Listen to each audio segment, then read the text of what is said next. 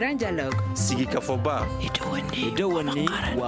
Grand Dialogue, l'émission de débat du studio Tamani sur votre radio. Sigi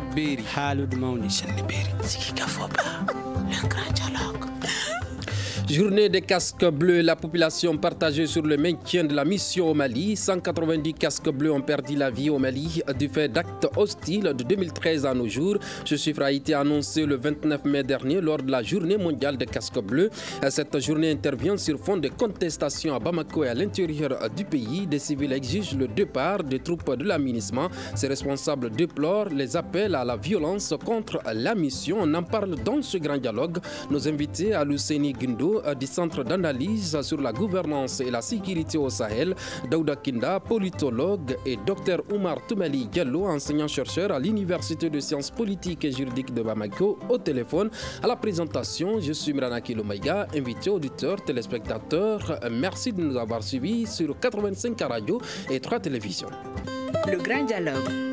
Cette journée est célébrée au moment où des voix s'élèvent pour demander le départ de l'aménagement pour le représentant spécial des Nations Unies au Mali. Même si ces manifestations relèvent de l'exercice des droits fondamentaux, les initiateurs ne doivent pas faire des appels à la violence contre la mission, suivant la réaction de El Gassim Ouane, chef de l'aménagement. Que les gens s'expriment pour ou contre la mission, qu'ils manifestent contre la mission, aussi longtemps qu'ils le font pacifiquement, je pense que ça relève de l'exercice de droits fondamentaux. Ce qui est inacceptable, ce sont les appels à la violence contre la mission. Dangereux parce qu'ils compliquent notre tâche d'appui aux autorités maliennes, au peuple malien. Dangereux parce qu'ils mettent en cause la sécurité de nos personnels, y compris nos personnels maliens. Et c'est pour cela que le message « La paix commence avec moi » a aussi une résonance particulière. C'est une manière de dire que chacune d'entre nous doit se comporter d'une manière qui rende la paix possible. Daouda Kinda, quelle analyse faites-vous de cette déclaration du représentant spécial des Nations Unies au Mali? Alors, je tiens tout d'abord à rendre un vibrant hommage à tous ces soldats de la paix des Nations Unies qui sont tombés de 2013 jusqu'à nos jours sur notre sol, et à nos propres soldats et tous ces civils qui sont victimes de cette situation de crise sempiternelle depuis 2012 jusqu'à nos jours. Voilà, donc par rapport à ma réaction, je reste un peu mitigé parce que là, si vous regardez un peu le timing du déploiement de l'aménagement au Mali, qui en est pratiquement à 10 ans, et jusque-là, avec ce ressentiment de rejet de la population, d'une partie de la population, il faut le signifier, pas totalement l'entièreté de la population malienne, je reste quand même un peu désemparé de voir le boss de l'aménagement ici tenir de tels propos. Cela dénote un peu du surplace, d'un manque de résultats probants, d'un manque si on peut dire, ce dont la population s'attend n'est pas comblé en termes de résultats. Donc c'est quand même quelque chose de déplorable. Il faut le dire par rapport à ce qu'il vient de dire, il faut le signifier. C'est quand même déplorable que un pan entier des gens qui sont censés être des responsables dans notre transition puissent appeler à faire violence contre les Nations Unies. Il faut le dire, les Nations Unies sont là avec l'accord de nos autorités actuelles et passées.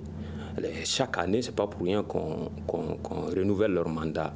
Appeler à faire des violences contre le mandat, le mandat de l'aménagement, c'est comme si on appelait à faire violence d'une part contre les autorités de la transition et leur volonté, parce que qu'on le veut ou non, l'aménagement joue bien et bien un rôle dans la situation actuelle du Mali.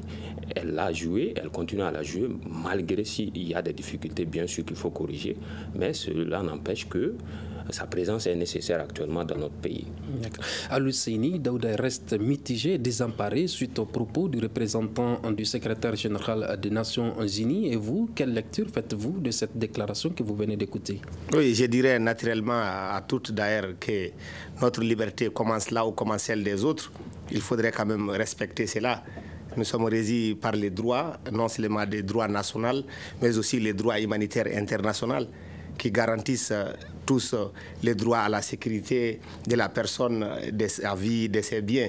Alors du coup, voir des gens appelés quand même à s'attaquer à l'aménagement de façon verbale ou d'une autre façon, quand même, c'est dépassé. Il faut le dire. Mais la question qu'il faut se poser est que les gens qui tiennent de tels propos attentatoires à la paix et à la cohésion nationale, qui sont dans ces pays et que l'État observe sans dire mot, c'est ce qui n'est pas surtout à tolérer. Puisque ce qui engage l'aménagement d'une part et d'autre part engage aussi les Maliens. C'est une question des droits de l'homme, c'est une question du droit humanitaire international. Et on est régi aussi par des textes et des lois. Et au niveau de l'aménagement, ce sont des hommes qui y vivent et qui parlent de l'homme, parlent des droits. Et toute vie est à sauver. Mais quand il y a des gens, au nom du contre l'aménagement, tiennent des arguments au point d'appeler les gens à s'attaquer aux locaux de l'aménagement ou à s'attaquer aux travailleurs de l'aménagement, pour moi, c'est contre-productif vraiment. Et il faudrait que ces genres de comportements cessent, car c'est vraiment des comportements qui sont handicap à la paix. Et le thème qui a été choisi à cette occasion de la journée des casques bleus pour dire « Peace begins with me », pour dire que la paix commence par moi, et c'est un très bon thème. C'est un très bon thème pour dire que chacun, dans ses mots et dans ses actions, doit faire prévaloir la paix. Et aujourd'hui, le pays, d'ailleurs le monde entier, est épris de paix, de la sécurité et de la stabilité. Et donc nos mots et nos actions doivent concourir à la paix. Mais si je dois tirer une conclusion par rapport à cela, c'est de dire que je suis tout à fait d'accord avec les arguments avancés par le secrétaire général des Nations Unies ou le représentant du secrétaire général des Nations Unies au Mali. Et c'est de dire aux autorités de la transition qui sont garants des lois, qui nous régissent avec le monde entier, vraiment de faire attention à ce que certains d'entre les mouvements ou les organisations dans ces pays disent vis-à-vis à l'international, pour ne pas amener notre pays vers des destins inconnus. Docteur Oumar Toumali Diallo, vous êtes au téléphone, vous avez entendu ce que dit le secrétaire général. Vos co-débatteurs qui sont sur le plateau, notamment Daouda Kinda, qui reste mitigé et désemparé suite aux propos du représentant du secrétaire général, et Aluseni Gundo, qui est d'accord sur les arguments avancés du secrétaire général, du chef de l'aménagement. Et vous, quelle lecture faites-vous de cette déclaration que vous venez d'écouter? Alors, je commence par dire bonsoir à chers collègues de la Terre, à la partie technique, à vous aussi, et à tous les auditeurs. Mon analyse sur les propos tenus par le représentant spécial du secrétaire général, moi je vais dans le même sens que M. Kina. Parce qu'en réalité, il faut comprendre aujourd'hui la position de la majorité de la population malienne, c'est de comprendre quel est effectivement le rôle que joue l'aménagement dans la stabilisation de notre pays aujourd'hui. Si on prend certains faits dans certaines contrées du Mali, vous allez vous rendre compte que l'aménagement, malgré les moyens colossaux dont elle dispose, n'arrive pas vraiment à satisfaire aux besoins de la population.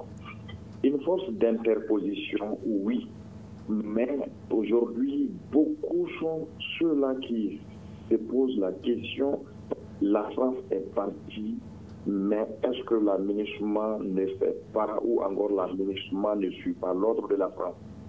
Pendant qu'aujourd'hui, les Maliens, nombreux sont les Maliens qui ont pensé à un moment donné que la crise n'est pas malienne, mais plutôt la crise elle est occidentale. Donc du coup, quand on écoute la déclaration du représentant, le représentant, il déclare que c'est pour leur sauver eux-mêmes. Mais nous qui sommes les Maliens, alors le problème nous concerne, nous sommes à longueur de journée touchés par les attentats. Et on est obligé souvent de manifester notre mécontentement. Sinon, on sait très bien que ces organisations qui s'élèvent pour faire des déclarations ne sont pas invitées pour aller alors au renouvellement du mandat de l'aménagement. Mais ce sont les autorités qui nous représentent. Et ces autorités-là sont les voix les plus crédibles pour demander le départ de la MINUSMA. Donc du coup, j'ai beaucoup de réserves par rapport vraiment à cette déclaration qui, à mon avis, est un peu de cœur. Des appels à la violence, comme cela a été dit par le représentant du secrétaire général des Nations Unies au Mali, ont-ils été lancés contre la mission? La question vous est posée. Pardon? Des appels à la violence, comme cela a été dit par le représentant du secrétaire général des Nations Unies au Mali, ont-ils été lancés contre la mission au Mali? Et je ne peux pas, parce que je n'ai pas suivi alors les mouvements, c'est possible. Et que ce soit avec les Yereolotons ou encore avec d'autres mouvements qui... On va vous rappeler parce que le réseau commence à dégrader, on vous entend mal. Alors, y a-t-il des... Moi, je vous reçois très bien. D'accord. Y a-t-il réellement des violences lancées contre la MINUSMA? Bon, les violences, bien sûr, il y en a eu. Ce n'est pas maintenant que ça a commencé. On a vu, il y a de cela des violences années. Ou des manifestations? Oui, il y a eu des manifestations à Gao, il y a eu des jets de pierre contre les véhicules de la MINUSMA. À Bayangara, il y a eu une très grande manifestation contre la MINUSMA, il y a, je crois, si je ne me trompe pas, l'année passée. Voilà, donc ces genres de manifestations ou d'attaques contre la MINUSMA sont récurrentes. Ce n'est pas au Mali que ça a commencé, dans beaucoup de pays. Dans les années 2000, il y a eu une prise d'otage des soldats de la paix en Sierra Leone.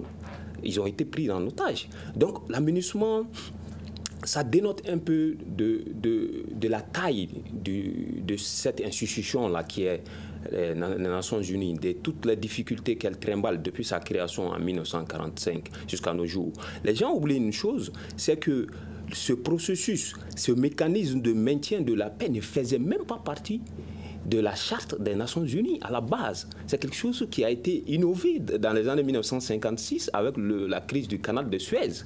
Donc la MINUSMA est à l'image de l'institution mère qui est l'ONU, qui n'est pas une institution, les gens peuvent le contredire des fois, mais ce n'est pas autant démocratique que ce soit. C'est une institution géopolitique et géostratégique où les grandes puissances sont à l'œuvre pour préserver leurs intérêts. Qu'à cela ne tienne, on a vu à Bamako, sur ce dossier précis, qu'à Bamako, qu'il y a certains mouvements qui ont appelé à attaquer les symboles ou les agents ou les véhicules de la MINUSMA. Cela est un fait avéré. Mais il ne faut pas aller jusqu'à dire que c'est quelque chose qui est généralisé dans la population malienne. Ce n'est pas quelque chose qui est partagé par la population en général, et notamment actuellement avec le départ de la France, comme l'a dit monsieur le docteur Diallo. Beaucoup de ces gens qui sont au nord se demandent, la France est partie, mais il n'y a pas eu d'amélioration. On croyait que si la France partait, il y aurait une amélioration sur le terrain, quand même les gens allaient s'en sortir. Mais avec le départ de la France, il y a pratiquement un an, les choses n'ont pas changé. Au contraire, beaucoup de situations se sont empirées. Donc, beaucoup de gens actuellement dans ces zones-là se demandent, est-ce que le départ de la MINUSMA aussi va être salvateur? Donc, la réserve, le grand réserve par rapport au départ de la MINUSMA, c'est de ce côté-là. Mais à Bamako, beaucoup de gens crient, tapent du poing sur la table pour que la MINUSMA puisse dégager. Pour le chef de la MINUSMA, l'environnement dans lequel la mission opère aujourd'hui est devenu extrêmement dangereux. Il est en particulier pour la MINUSMA du fait de l'omniprésence de la menace terroriste. Est-ce le cas aujourd'hui? Tout à fait, tout à fait. Mais il ne faut pas oublier aussi que le mandat de la MINUSMA ne couvre pas pratiquement l'activité terroriste. La MINUSMA, dès son déploiement dans les années 2013 au Mali avec la formule MISMA, c'est qu'il y a eu beaucoup d'évolutions sur le terrain.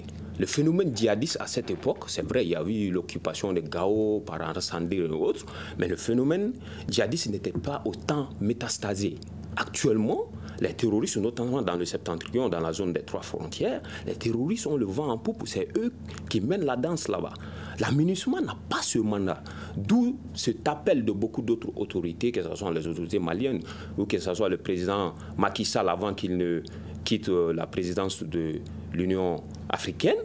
Il a lors de l'Assemblée générale, dernière Assemblée générale des Nations Unies, il a appelé à donner un mandat robuste à la MINUSMA pour combattre le terrorisme. Il faut dire qu'il y a les instruments et le mandat qui est donné à la MINUSMA ne permet pas à la MINUSMA de faire face au terrorisme. Alors que les terroristes actuellement, les groupes armés terroristes sont pratiquement, si on peut dire, à 80% de l'instabilité et en termes de victimes civiles et autres dans ces zones. Donc il va falloir qu'il y ait cette réflexion au sein de la MINUSMA et de l'ONU pour pouvoir parer à ce problème du terrorisme. Parce que le terrorisme, ça n'a même pas une définition en termes internationaux. Le terrorisme n'est pas un phénomène défini juridiquement sur le plan international. Parce qu'un groupe peut être terroriste quelque part et ne l'est pas d'autre part. Si je prends exemple sur le Hamas, qui est accepté par beaucoup de pays arabes, mais qui est vu par les États-Unis et beaucoup de pays occidentaux comme étant un groupe terroriste. On peut remonter jusqu'à l'apartheid avec le Mouvement national de libération, la ANC, qui était vu comme étant un groupe terroriste par beaucoup d'autres. Donc il y a cette incongruité dans le phénomène terroriste et en termes de géopolitique, géostratégie qui complique la tâche à la MINUSMA actuellement. Docteur Oumar Toumali Diallo, pour le responsable de la MINUSMA, le fléau de la désinformation et de la mésinformation complique l'exécution de son mandat et l'appui aux efforts des autorités maliennes et au peuple malien. Est-ce à dire que si ces menaces continuaient, la mission arrêterait d'apporter son soutien au Mali? Sur la question des désinformations, et là je serais peut-être d'accord avec lui parce qu'en réalité il y a beaucoup de choses que je ne sais pas sur le terrain et la vraie réalité n'est pas connue par la majorité donc, des citoyens. Et aujourd'hui, même nombreux sont ceux-là qui crient pour vraiment contester la présence de la MINUSMA, mais en vrai dit, il faut reconnaître quand même qu'ils ne sont pas informés réellement sur les actes qu'ils posent. Malheureusement, le téléphone nous a... Le cas, par exemple, de la livraison des denrées dans des localités inaccessibles à travers les véhicules terrestres. Et si ce n'est pas maintenant que l'avion, avec les autorités actuelles, et avant, la MINUSMA transportait beaucoup de vivres dans des localités alors inaccessibles par nos autorités d'attente. Donc aujourd'hui, quand même, avec les aéronefs reçus par les autorités maliennes, ils parviennent quand même à faire beaucoup de choses au sein de la MINUSMA. Mais avant, il faut reconnaître quand même aussi les bons moments passés par ces gens en termes d'acheminement des denrées alimentaires, des produits de santé, ainsi de suite. Quand même, là, ils étaient utiles. Mais dans d'autres domaines, par exemple, de la sécurité dont on parle, il faut reconnaître là que malgré les efforts fournis, la population reste encore sous-informée sur la vraie réaction de la MINUSMA, même si on reconnaît quand même qu'elles ne sont pas là pour combattre les terroristes. D'accord. Alors, oui. Alors, si les manifestations contre la MINUSMA pourraient-elles avoir un impact sur le renouvellement du mandat de la MINUSMA attendu le 30 juin prochain? Moi, je pense que les autorités sont les mieux placées pour connaître l'importance même de la MINUSMA sur place. Parce qu'on peut être dans la rue et beaucoup d'éléments peuvent nous échapper. Mais au sein de l'administration, la réalité, c'est autre chose parce que on sait souvent qu'on est incapable de faire certaines choses et qu'on a besoin des partenaires. Alors le rôle que jouent les partenaires sur le terrain, si la MINUSMA est au centre vraiment de ces mouvements, Alors, c'est aux autorités de juger positivement si c'est nécessaire que l'aménagement arrête. Mais si, au contraire, les autorités trouvent que l'aménagement ne joue pas pleinement son rôle, je pense que ce sont ces autorités-là qui sont mieux placées pour déterminer le sort de l'aménagement au Mali. Alucine Guindo, Dr Oumar Toumali Diallo disait tout de suite que sur le domaine de la sécurité, les populations restent encore sous-informées de la mission attendue de l'aménagement 10 ans après. Qu'est-ce qui pourrait expliquer cette mésinformation de la mission des Nations Unies au Mali? Merci pour la question. Et je rebondirai par rapport à la seconde question qui était de savoir est-ce qu'il y a eu des violences lancées à l'endroit de l'aménagement. D'abord, il faudrait comprendre que la question de l'aménagement est d'un commentaire que n'est pas du tout à contredire, que c'est ambivalent. L'aménagement est vu à la fois positive et à la fois négative au Mali. S'agissant des violences qui ont été perpétrées contre l'aménagement, que ce soit ailleurs et ici au Mali, il faudrait retenir depuis le cas de Gao arrivant à Bandiagara, que même si à Gao, l'aménagement a riposté face aux violences qui ont été perpétrées à son encontre, mais à Bandiagara, ça n'a pas été le cas. Donc, voir des gens lancer des menaces à l'endroit de l'aménagement, pour nous qui sommes souciés de paix, parce que qui parle de sécurité parle de paix, qui parle de gouvernance aussi parle de paix. Et ces facteurs ne peuvent pas vraiment être profitables à l'ensemble de la population malienne en tant que la sécurité n'est pas, en tant que la paix n'est pas. Donc, tout comportement de nature à nous éloigner de la paix est contre-productif. Voilà pourquoi moi je me cramponne là-dessus pour dire que toute action de nature à violenter l'aménagement, que ce soit physique ou que ce soit verbal, comme il y en a eu. D'ailleurs, il y a des gens qui ont dit qu'il faut que les jeunes s'élèvent et qui partent s'attaquer aux locaux de l'aménagement à Sévaré après l'attaque qui a été perpétrée contre la position de l'aéroport, y compris nos femmes. Et vu la déclaration qu'une bonne dame a fait aussi aux tribunes des Nations Unies, Mme Aminata Diko, il y a eu un groupe d'activistes réunis ici à Bamako qui avaient dit la dame qui était cassée dans les locaux de l'aménagement que si elle ne sortait pas, et entre jeunes, allait se mobiliser pour aller délocaliser la femme là dans les locaux de l'aménagement. Alors que nous sommes régis par la loi, comme j'ai allé dire au début. Donc des comportements ou des actions de nature à nous éloigner de la paix doivent être évités. Ce n'est pas que notre pays seul qui est épris de la paix et de la sécurité. Et je dis que c'est le monde entier qui est épris de la paix et de la sécurité. Mais il n'y a pas de débat sur la question que l'aménagement est perçu à la fois positive et à la fois négative. Et sur ces questions, c'est seules nos autorités qui doivent trancher pour éviter que les populations entre elles-mêmes ne se divisent. Puisque aujourd'hui, vous le constatez, s'il y a des jeunes du côté du sud qui disent que l'aménagement n'a qu'à partir, mais il y a des jeunes du côté du centre ou du nord qui disent que non, l'aménagement doit rester. Et même au niveau du centre et du nord aussi, la jeunesse est divisée, ou les opinions sont divisées, puisqu'il n'y a pas que des jeunes qui se prononcent sur cette question de l'aménagement.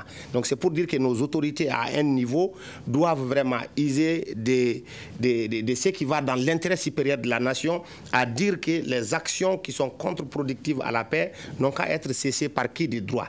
Lancer des menaces verbales à l'encontre de l'aménagement dans un pays qui est déjà épris de paix, qui est instable et qui est en insécurité totale, ne nous amène pas vers la paix.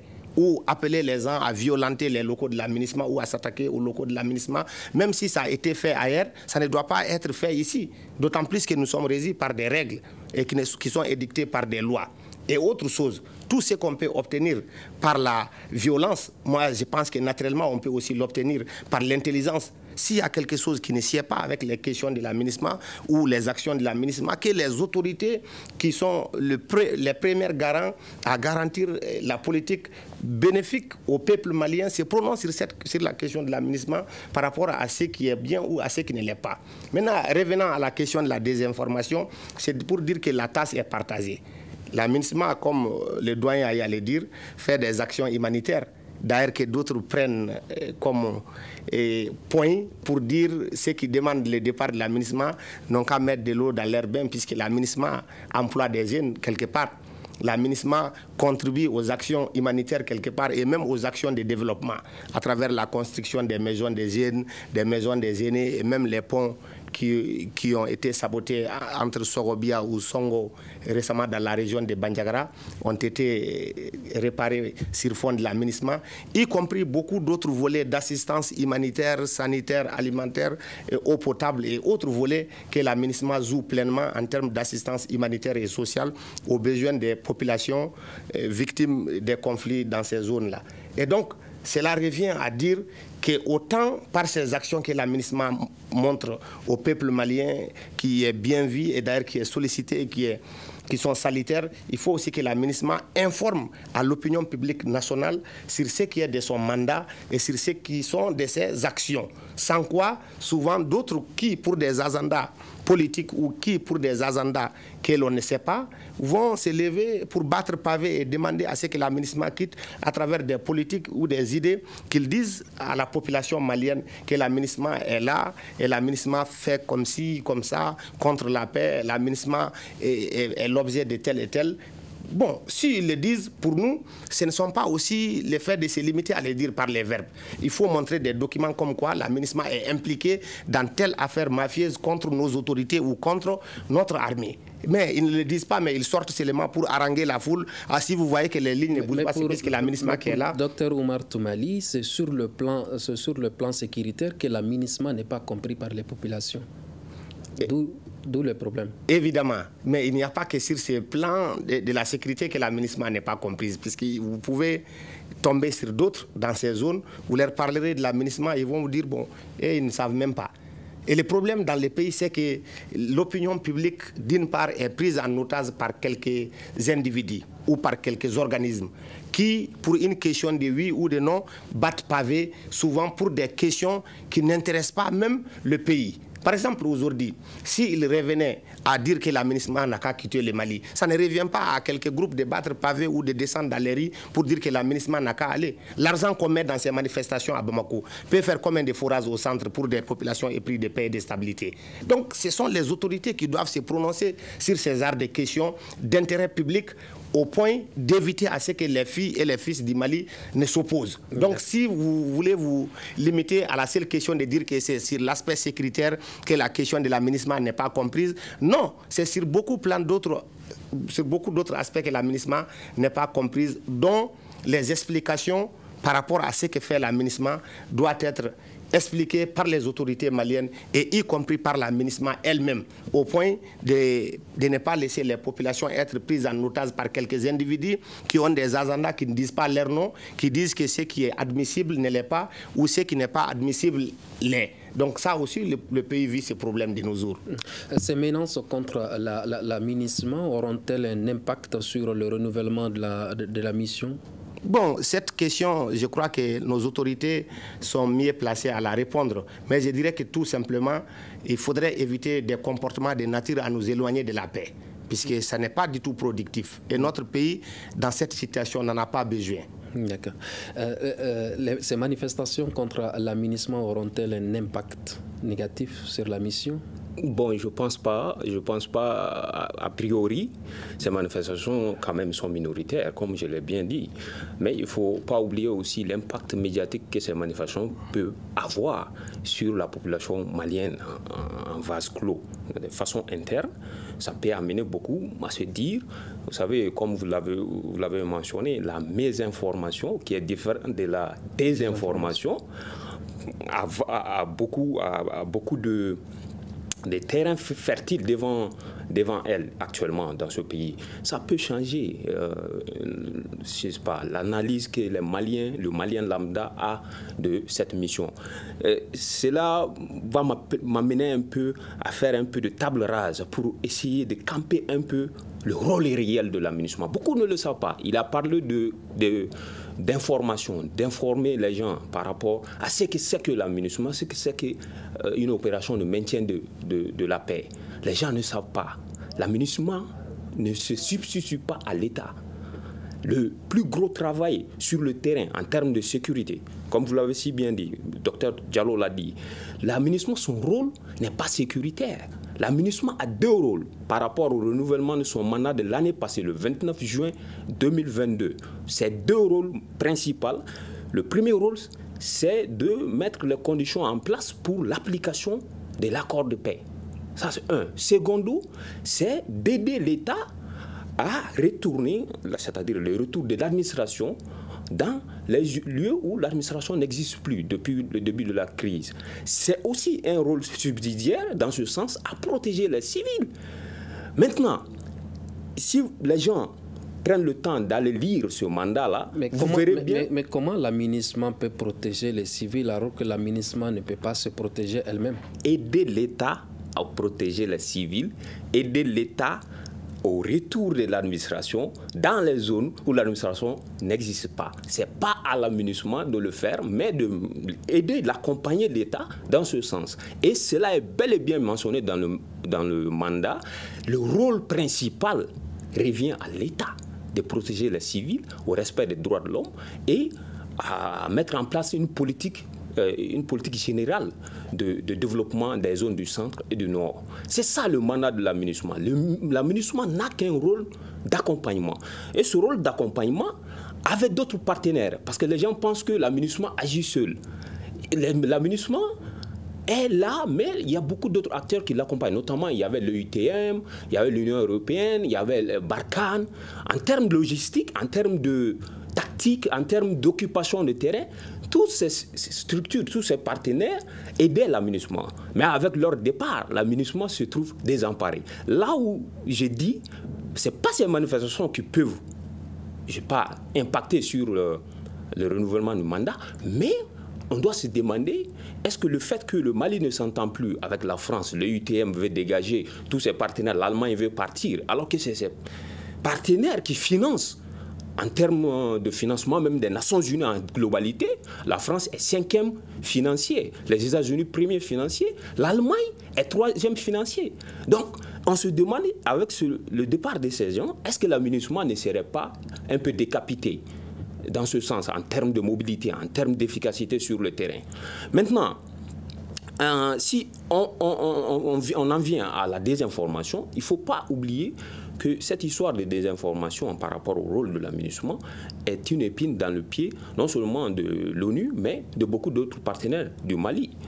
Le cas est venu où on disait la France armait les terroristes, le gouvernement malien lui-même a avancé des preuves dans ce sens, mais qu'à cela ne tienne, ce phénomène de désinformation par les masses médias est quelque chose que l'ONU n'est pas préparée pour pouvoir remédier. Donc, c'est quelque chose de très, si je peux dire, c'est un obstacle énorme par rapport à l'application du mandat de l'aménagement sur le terrain. Vous avez parlé tout à l'heure du respect des droits de l'homme. Le ministre des Affaires étrangères a récemment exigé que l'aménagement s'abstienne d'instrumentalisation de la question de droits de l'homme. Cet appel sera-t-il entendu? Difficilement cet appel sera entendu parce que, comme je l'ai bien dit, l'aménagement a des mandats, l'aménagement a un mandat, et dans ce mandat, le respect, la veille sur le respect des droits de l'homme est un pan entier dans ce mandat. Mais il ne faut pas l'oublier, comment ce mandat doit être appliqué actuellement avec, comme je l'ai dit, avec le départ de beaucoup de partenaires de l'aménagement. L'aménagement n'est pas à même d'implémenter, de faire réaliser ce mandat de contrôle sur le terrain. Beaucoup de choses ont été dites, notamment sur le point crucial qui est les événements qui sont déroulés à Moura. Beaucoup de gens ont critiqué le rapport par le fait que l'aménagement ne s'est pas transporté sur le terrain. Et on voit bien aussi que ce manque de transport du l'aménagement sur le terrain s'est buté un peu au refus du gouvernement malien pour qu'il puisse être sur le terrain. Mais il faut dire que c'était même pas une enquête, c'était une sorte d'enquête d'établissement de faits. Ce n'est pas une enquête qui peut être identifiée en enquête judiciaire qui ferait un peu, si je peux dire, trancherait s'il y a eu exaction ou pas. Mais c'était seulement une enquête d'établissement des faits. Et moi, je pense que beaucoup ont galvaudé le sens qui doit être donné réellement à ce rapport-là. Docteur Oumar Toumali Diallo, en plus de la pression de la rue, l'aménagement est-elle capable de gérer la pression accrue des autorités de la transition? Merci pour cette question. Au-delà de la pression de la rue, effectivement, il faut reconnaître que la MINUSMA aussi reçoit des pressions de la part des autorités. Quand on se rappelle que un peu plus de 6 mois après l'expulsion d'Olivier Salgado, porte-parole de la mission de l'ONU pour la stabilisation au Mali, et ensuite il y a eu également les tours de Guillaume Kefa, chef qui était aussi à la division, même à la tête de la division des droits de l'homme et de la protection, voilà, qui a été également chassé du pays. Donc, c'est pas la rue qui l'a chassé, mais plutôt cette fois-ci, ce sont les autorités de la transition et qui ont vraiment remercié ces responsables de la MINUSMA. Donc, du coup, on peut également faire un clin d'œil pour comprendre également que la position de la transition vis-à-vis de la MINUSMA est encore très floue ou encore mitigieuse. Parce que selon le gouvernement, la MINUSMA quand même doit attendre à des conclusions très claires avant de se prononcer sur ces questions-là. Quand on parle du cas du rapport de Moura, par exemple, il y a eu des déclarations par-ci, par-là, et surtout de notre gouvernement pour dire que alors les enquêtes sont en cours, les enquêtes n'ont pas encore pris fin, et que au niveau déjà des Nations Unies, nous accusons déjà bien. Voilà. Donc il y a une pression quand même autour de la MINUSMA et d'un renforcement de la transition sur des autorités de la transition. D'accord. Si les Nations Unies devaient voter le non-renouvellement du mandat de la MINUSMA, quelles peuvent être les conditions? Pardon? Quelles peuvent être les conditions si les Nations Unies devaient renouveler le mandat de la MINUSMA? D'abord, il y a eu un premier souci parce que le Mali, la France défendait... Le réseau commence à se dégrader. Vous pouvez bouger un tout petit peu? Ah bon? Alors, c'est bon. Allez, continuez maintenant. Hein? Continuez maintenant. Ah, ok. Je dis d'abord qu'il y a eu un premier faux départ, parce que la France, le Mali dit que la France n'a plus alors son porte-parole au porte-plume au niveau des Nations Unies. D'habitude, c'est la France qui défendrait ces dossiers. C'est le Mali, cette fois-ci, qui va défendre lui-même son propre dossier. Et du coup, alors... On va vous revenir. Malheureusement, le réseau se dégrade. Vous nous entendez très bien, mais nous, on a du mal à vous entendre bien. Voilà, Al-Husseini, quel désagrément le non-renouvellement de la MINUSMA peut causer sur le maintien de la paix et de la stabilité au Mali? Bon, je crois bien que Imran, cette question, elle serait mieux répondue par nos autorités, mais je tenterai qu'à cela ne tienne de la répondre. Et nous, dans notre constat sur le terrain, l'assistance humanitaire et sociale que fait cette mission onusienne au Mali est très bien sollicitée. Elle est très bien sollicitée. Et d'une autre part, le phénomène aussi de cette grogne sociale qui explique un peu cette montée du fléau du banditisme ou du djihadisme ou encore le terrorisme, si on peut le dire ainsi, s'explique aussi par le fait que beaucoup de jeunes n'ont pas d'emploi. S'explique aussi par la pauvreté et beaucoup d'autres phénomènes qu'on pense et qu'on juge aujourd'hui à travers l'assistance sociale et humanitaire que fait cette mission onusienne au Mali par la MINUSMA et couvre à ce qu'il n'y ait pas vraiment de problèmes allant dans ce sens. Donc du coup, le non-renouvellement du mandat de la MINUSMA va jeter ces jeunes qui sont d'une manière employée par la MINUSMA et d'une autre aussi manière les assistances que font cette force onusienne dont notre État ne parvient pas à faire sur toute l'étendue territoire du territoire malien risquerait vraiment d'être vraiment mal perçu, et cela n'est pas sans conséquence sur les populations établies dans ces zones qui ont besoin de l'assistance alimentaire, comme j'ai allé dire, de l'eau et aussi du sanitaire et aussi d'autres plans que cette mission assiste à nos autorités. Et d'ailleurs, elle assiste à nos autorités sur d'autres plans, notamment les logistiques, et avant même que nous soyons à cette hauteur en termes d'équipement militaire, n'oublions pas quand même que nos militaires blessés étaient évacués par les engins de l'aménagement, y compris d'autres assistances sur d'autres aspects logistiques que cette force onusienne faisait beaucoup pour nos autorités.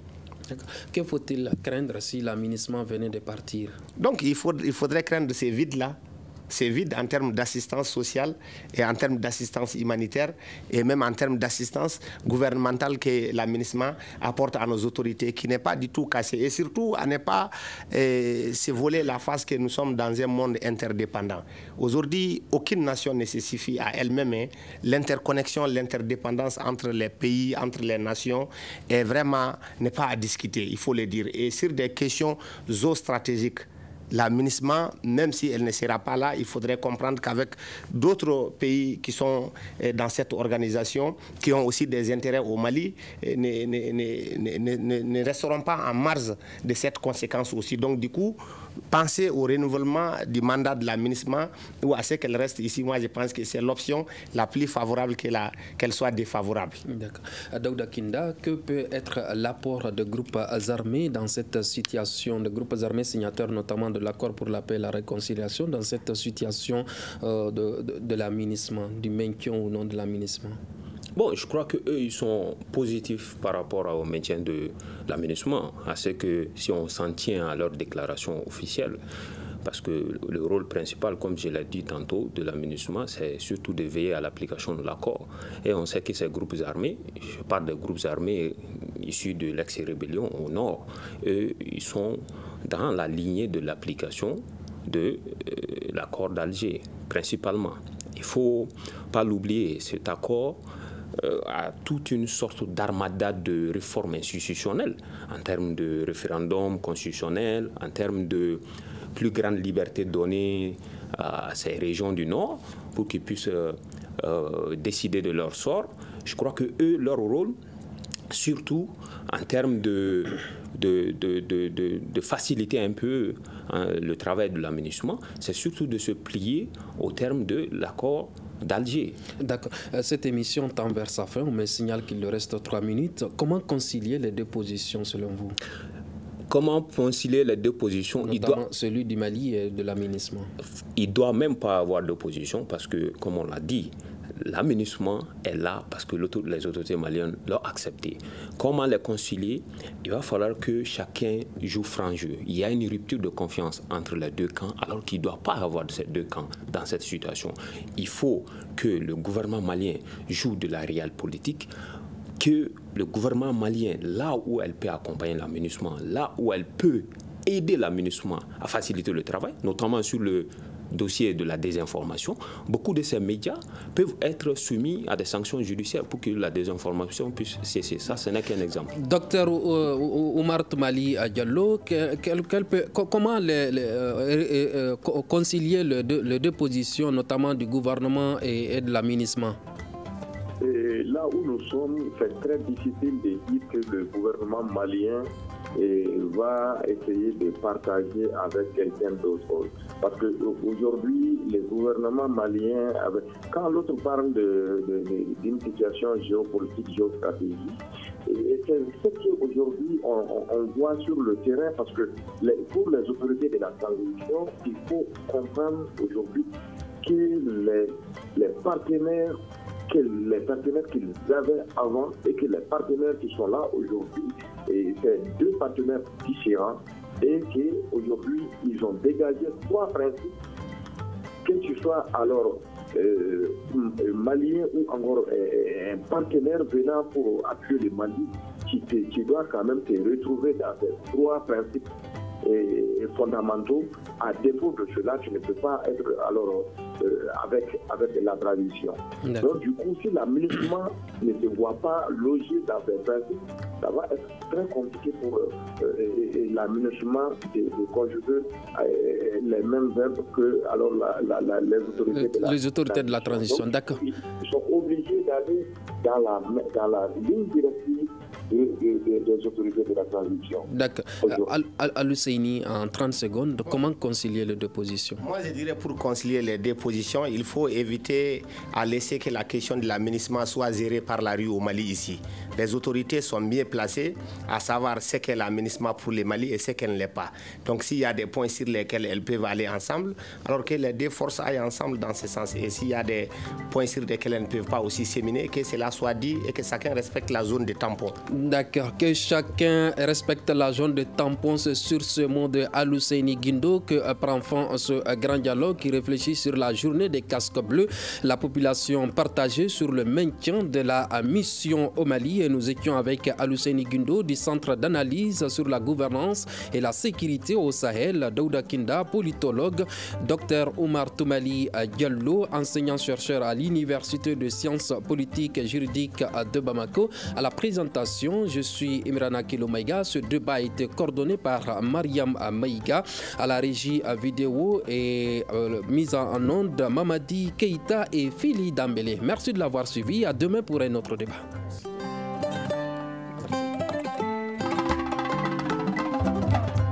Le Grand Dialogue. Sigi Kafoba.